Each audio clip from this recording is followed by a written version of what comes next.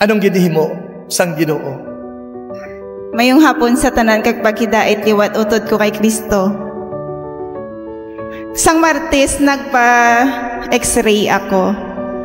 Kag tungod sang pagdesisyon ko nga, kag indesisyonan ko gidya nga siling ko, Lord, hindi na ko gusto nga ipakaon sa sapat-sapat kag ipaut-ut sa mga tuktok ang akon nga kinitaan. Ang imbis nga ibakal ko sang bulong, siling ko, Lord, ihatag ko ini sa imo. So ginapadala ko ina diri sa aton sa community, gindugang ko sa akon nga tithes.